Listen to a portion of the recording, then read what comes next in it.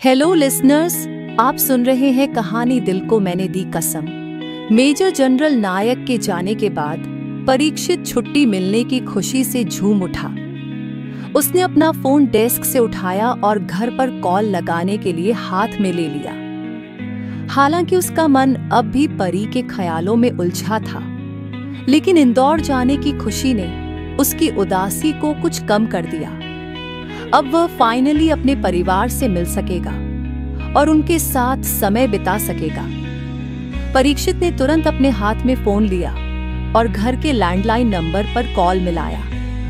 मित्तल निवास, इंदौर शहर के दूसरे कोने में आर्मी कैंटोनमेंट एरिया से करीब 1 घंटे की दूरी पर स्थित थी एक आलीशान कॉलोनी। इस कॉलोनी में एक बड़ी और भव्य 2 मंजिला कोठी थी, जिसके बाहर बड़े बड़े अक्षरों में लिखा था मित्तल निवास।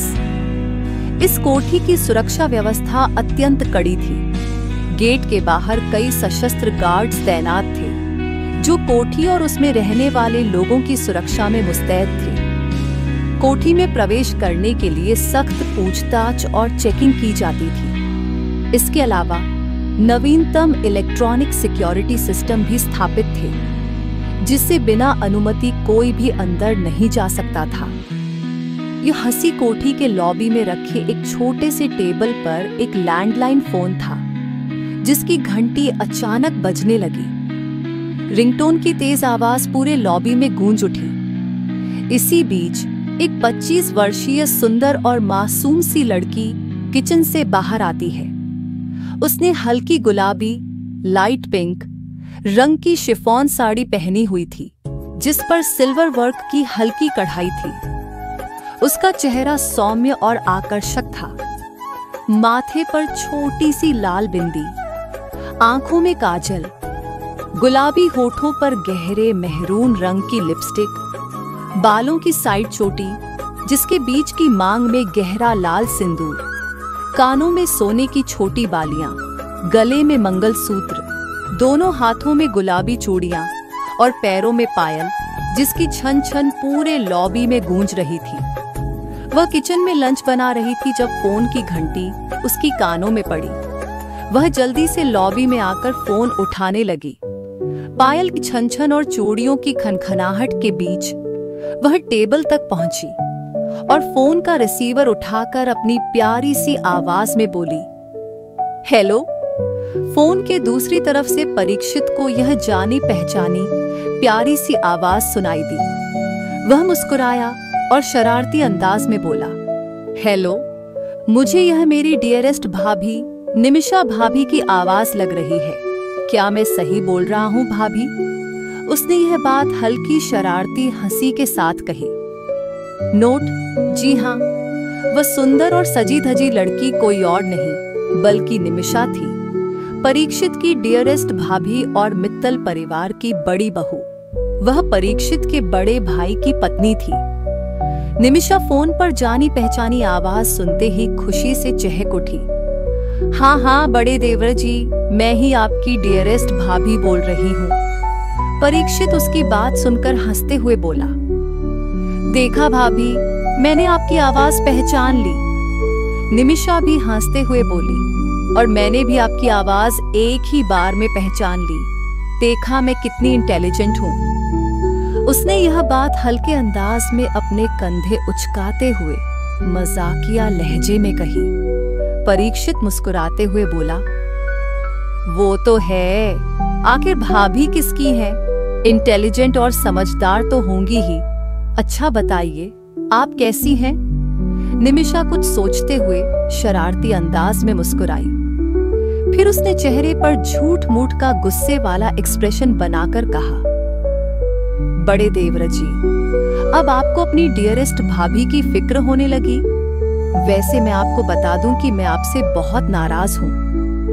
आपको पता भी है, मुझे इस घर में शादी करके आए हुए पूरा 1 साल हो गया।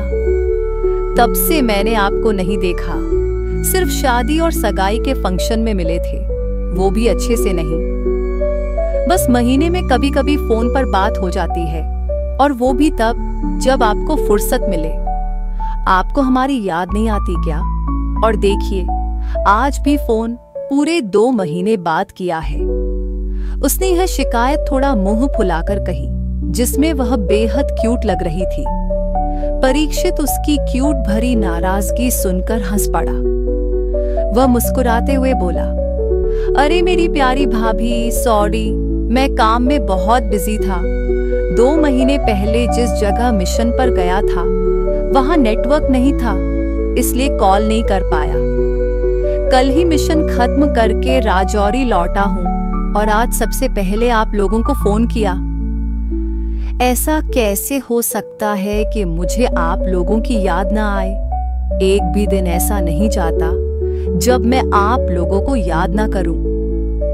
अब आप मुझसे नाराज मत रहिए, प्लीज मेरी भाभी। I am sorry. निमिषा उसकी बात सुनकर हंस पड़ी। अच्छा ठीक है बड़े देवर जी, आप मुझे मना रहे हो तो मैं मान जाती हूँ। और हाँ, एक बात बताऊं? परीक्षित हंसकर बोला। हाँ बताइए। निमिषा फिर हंसते हुए बोली, बड़े देवर, मैं बस आपके मजे ले रही थी, झूठ मूठ का गुस्सा दिखा रही थी। मैं समझती हूँ कि आपने किसी जरूरी वजह से कॉल नहीं किया था, लेकिन मुझे अपने देवर के मजे लेने का पूरा हक है और मैंने ले लिए।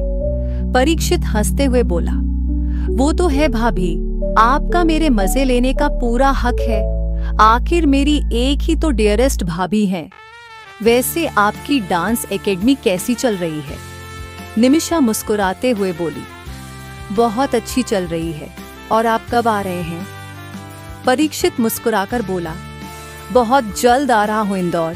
फिर आप सबके साथ वहां ढेर सारा टाइम स्पेंड करूंगा। फिर आप मेरे खूब मजे लेना और मैं आपके सबकी जो भी शिकायतें हैं मुझसे सब दूर कर दूंगा।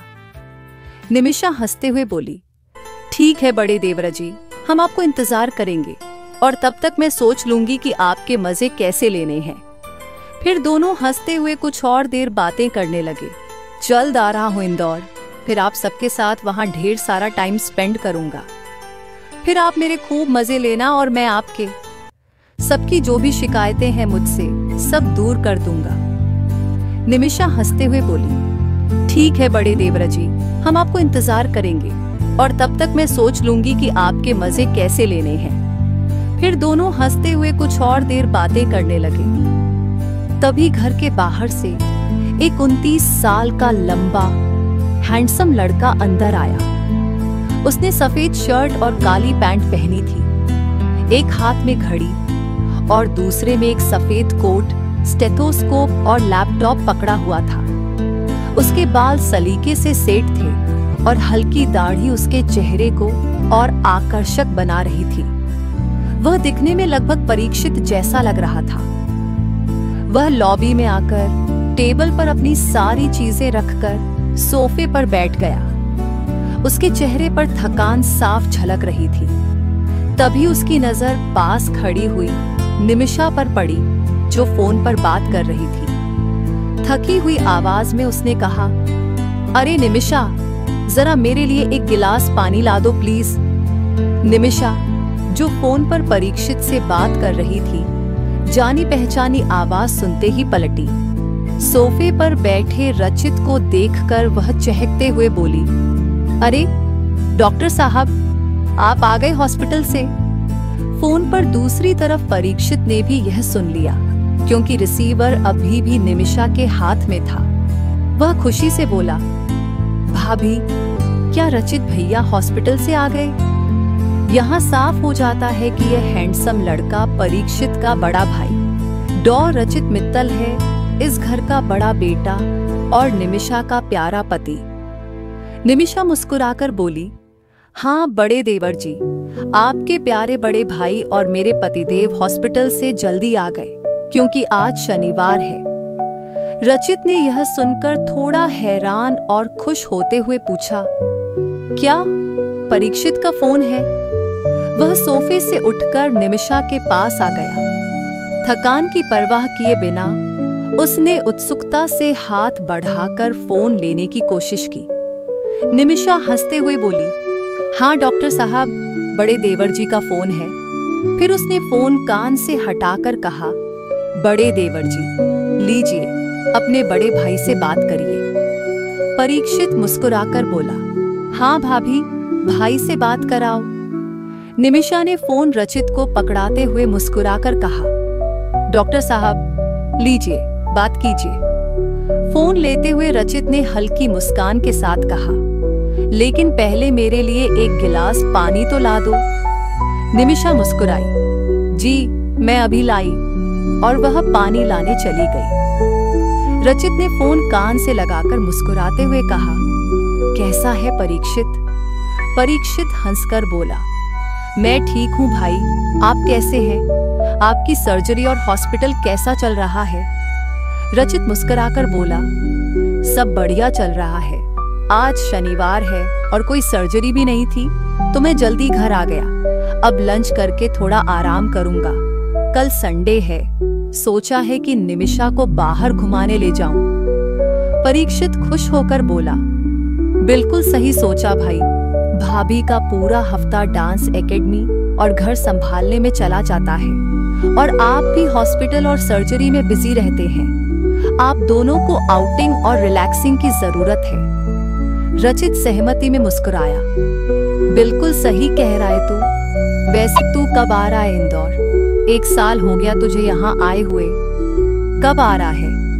परीक्षित मुस्कुराकर बोला, बहुत जल्द भाई, इंदौर आ रहा हूँ। इसके बाद दोनों आपस में और बातें करने लगे। सो लिसनर्स, आज का पार्ट सुनकर कैसा लगा वो आप भर भर के कमेंट और रेटिंग दीजिए, और अगले एपिसोड सुनने का इंतजार करिएगा, और मेरे चैनल को सब्सक्राइब करना मत भूलिए। Bye bye.